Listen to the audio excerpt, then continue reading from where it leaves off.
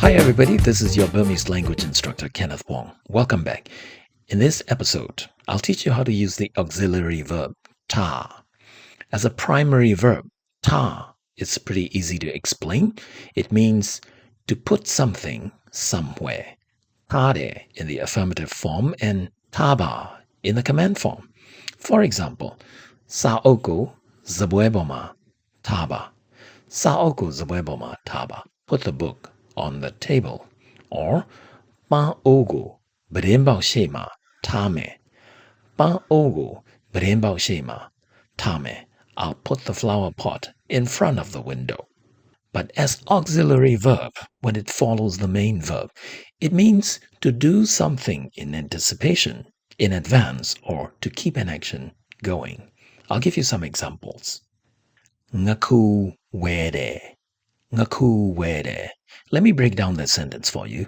Ngaku is catfish. Wede is the affirmative form of the verb to buy, so bought. Ngaku wede, I bought a piece of catfish. But if you say ngaku we tade with the auxiliary verb ta following the main verb where, that means to buy a piece of catfish in advance or in preparation for, in anticipation for a need. Ngaku or catfish happens to be the primary ingredient for the popular catfish chowder soup called mohinga. Mohinga in Burmese.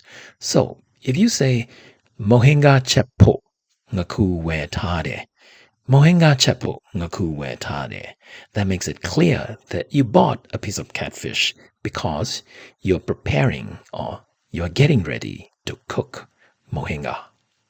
One more example. Sachete. Sachete is a phrase that means to study or to digest your lessons in simple affirmative form.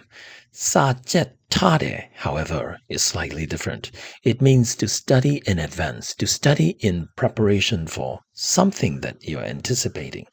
Sameboe piede is to take an exam. Sameboe, exam, and piede, the verb to means to answer. In this context, to respond to the questions that you are asked in an exam, to take an exam. Now, you might explain that you've been studying hard in preparation for an exam. So in that case, you should say, Sameboe piebo sa jet tade. Sameboe piebo sa jet tade. I studied hard as an act of preparation for the exam.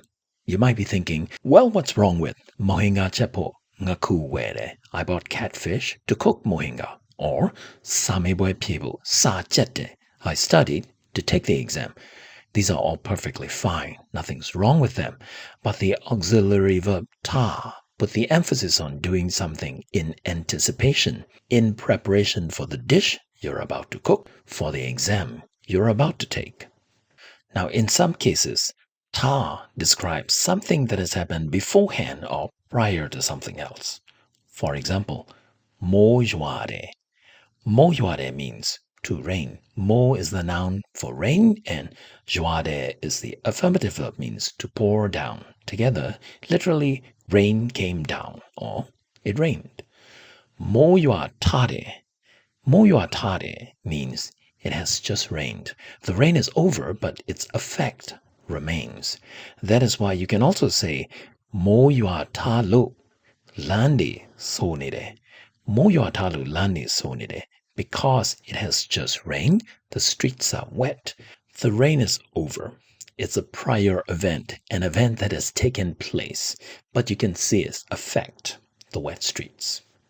If someone invites you to have dinner with him, but you have already eaten, you might say, Tamen sa talu, masanain dobu. Tamen sa talu, masanain dobu.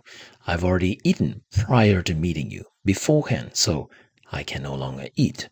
The response highlights the fact that it's not because I don't want to have dinner with you, but because I've already eaten dinner beforehand. In some command forms, it could also mean do something and keep it going, don't stop, or at least keep the effect going on. If it starts to rain suddenly and the windows are open, your Burmese roommate might say, Mo yuan de, but imbao big taba. Mo yuan de, But in Bao Big Taba, it's raining. Keep the window shut. But in Bao Big Ba would be a simple command that means shut the window. But in Bao Big Taba emphasizes the idea that the window needs to be shut and kept shut until the rain is over. The verb would dare is a simple affirmative form to wear, as in a piece of clothing. Anuede would taba. Anuede would taba. That means wear a warm jacket, an overcoat, and keep it on because it's getting cold. It's still cold. If you notice someone is struggling to take a selfie because she has a water bottle in her hand and you like to offer to hold the water bottle while she takes selfie, you could say, ကျွန်တော်ရေဘူးကင်ထားမယ် ကျွန်တော်ရေဘူးကင်ထားမယ် I'll hold the bottle and keep holding it until you're finished taking selfie. The usage of ta in this form is rather difficult to master, particularly for English speakers, because there's no comparable auxiliary verb like that in English. When should you use it? How should you use it?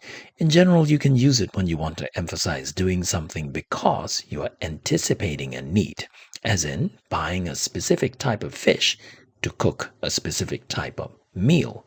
Mohinga chepo ngaku we tare. Mohinga chepo ngaku we tare. I bought a piece of catfish to cook mohinga. You might also use it to point out the effects of an event that has happened beforehand, as in wet streets after the rain. Mo yua talu lande sonede.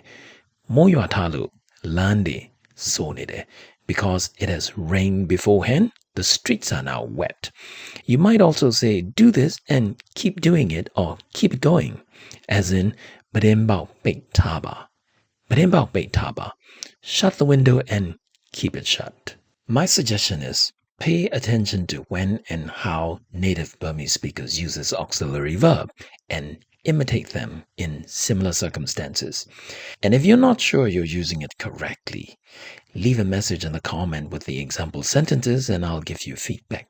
Until next time, I'm Kenneth Wong, Burmese language instructor for UC Berkeley and the author of Easy Burmese from Tuttle Publishing. Until next time, happy Burmese learning. Namatwe me. See you later.